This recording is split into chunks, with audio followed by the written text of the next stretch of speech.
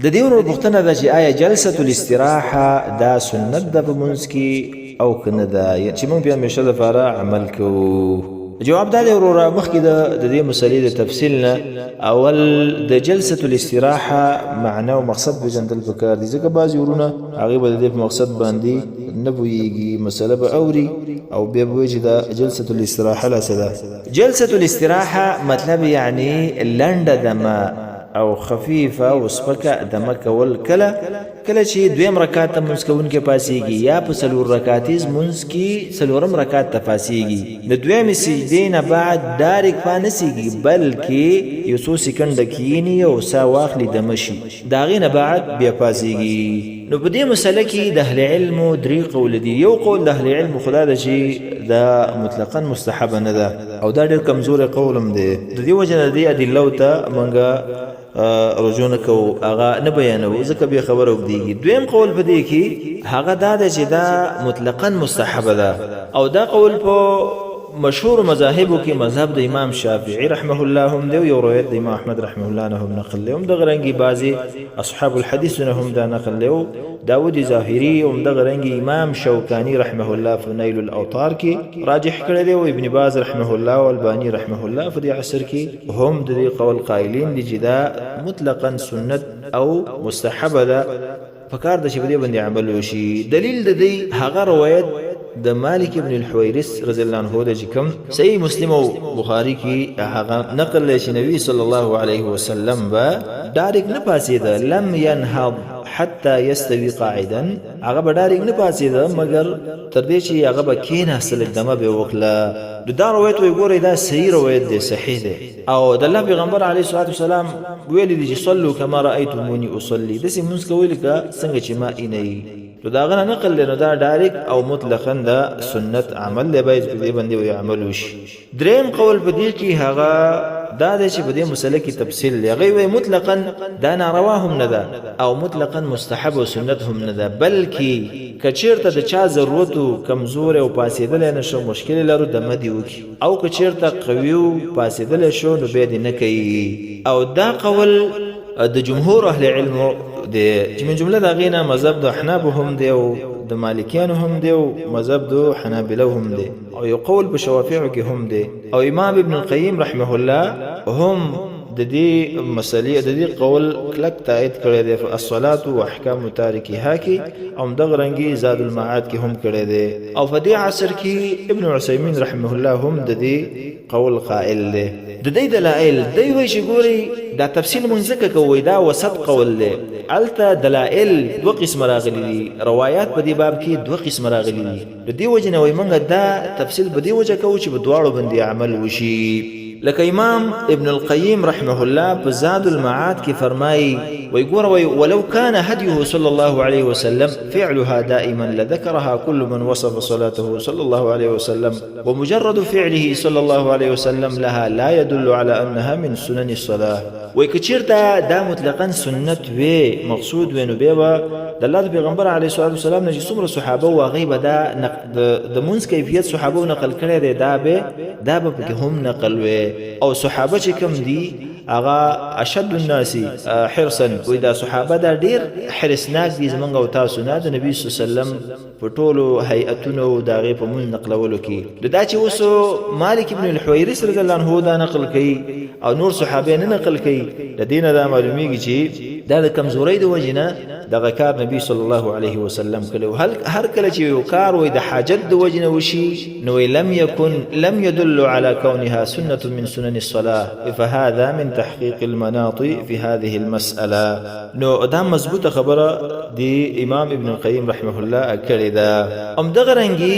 دویم دی وی که چېرته واقعا دا جلسة الاستراحه مقصود وی لشرع لها ذکر مخصوص، نو دې لپاره به یو ذکر پکې بیان شوی که نو حال دا دی په دې کې یو قسم ذکر نشته، صرف دمه ده. نور جلسې چې په منځ کې شته دی په هغې کې ذکر شته، لکه بین سجدتین شو، همدغه رنګې آخري قاعده جلسه ده په هغې کې شته دی، دلته ذکر نشته. دې نه معلومیږي چې دا د حاجت د وجې نه راغلې ده، نه مقصوده وی نه ده. دریم د ذکر کوي چې ګوري په حدیثو کې دا صراحت شته دی چې نبی صلی الله علیه وسلم دا د ضعف د کمزورۍ د وجه نه کړی ولکه حدیث د مالک بن الحویرث کوم دی کوم چې دویم قول ولادي استدلال نسی هغه په وخت د غزوه تبوک کې وخت د غزوه تبوک کې او په هغه وخت کې نبی صلی الله علیه وسلم کمزور شوی او د ضعف علامې وي او دلیل په دې خبره باندې نور روایت هم دي لکه روایت کې راغلي دي صحیح مسلم کې عائشہ رضی الله عنها فرمایي لما بدن رسول الله صلى الله عليه وسلم وثقل كان اكثر صلاته جالسا ونبي صلى الله عليه وسلم چې کله درون شو بدن درون شو او کمزور شو وی اکثر منځ بداغه بیا په ناس باندې وو دغه رنګي عبد الله ابن شقيق ته تاسو کو چې هل كان النبي صلى الله عليه وسلم يصلي وهو قاعد اي نبی صلی الله علیه وسلم په ناس باندې منځونه کول هغه وتویل نعم بعدما حطمه الناس وکول به هغه وخت چې کله وی خلکو کمزور کو نبی صلی الله علیه وسلم کمزور ش دغه رنګي حفصه رضی الله عنها هغه وی ما رايت النبي صلى الله عليه وسلم يصلي في سبحته قاعدا حتى كان قبل وفاته بعام فكان يصلي في سبحته قاعدا والنبي صلى الله عليه وسلم فناس منکو مگر په اخر وخت کې د وفات نه مخکې یو کال کې را دی او یا دوه کال کې وای دا بدی کول دا ټول روایتونه د مسلم دي او سیدی دا په دې باندې دلالت کوي چې حدیث د مالک ابن الحویرث شو او په دې کې دا اعتماد په ځمکه باندې راغلی وو اعتماد په نبی صلی الله علیه وسلم په ځمکه باندې چې کوو قاعده کوله د حاجت د وجنه کیږي او په دغه وخت کې نبی صلی الله علیه وسلم کمزور شو دغه رنګي په بل یو روایت کې راغلی دی چې دا هم صحیح روایت د امام ابو داود ابن ماجه وغيرها رحمه الله نقل کړی دی نبی صلی الله علیه وسلم فرمایي لا تبادروني في الركوع والسجود فاني قد بدنت وایمانه مخکواله مکوې په رکوع او سجده کې ځکه یقینا زه اوس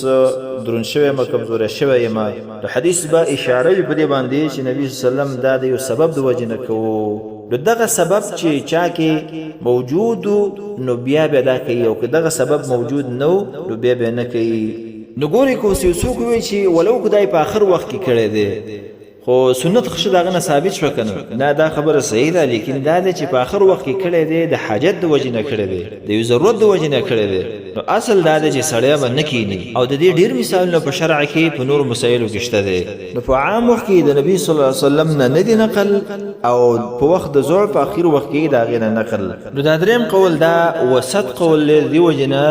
ابن قدامه رحمه الله في المغنية والجلك فرماي وهذا فيه جمع بين الأخبار وتوسط بين القولين نو زمون خپلهم میلان دی دریم قول ته سره دینه چې زمون تر ډیر وخت پوري په دویم قول باندې په مطلق سنتیت باندې عمل او اعتماد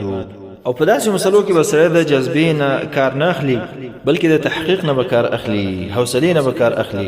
په هر مسله کې بکاري د ټول اهل علم او دلایل هغه وګوري او بیا په سوچ وکړي زمون خپلهم دا عادت دی الحمدلله چې هر مسله عوام تبینو ټول اړخونه او جوانب ولا بیانو مختصرا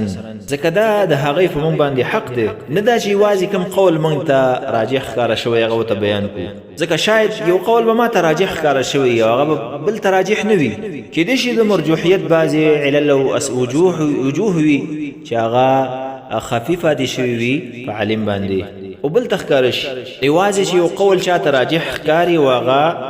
فیصله کن ګرځول په دې مسله کې او امت په هغې باندې مجبورول نو هغه د دې د امت د سلفو د علماو منهج نه و هذا وبالله تعالى التوفيق الله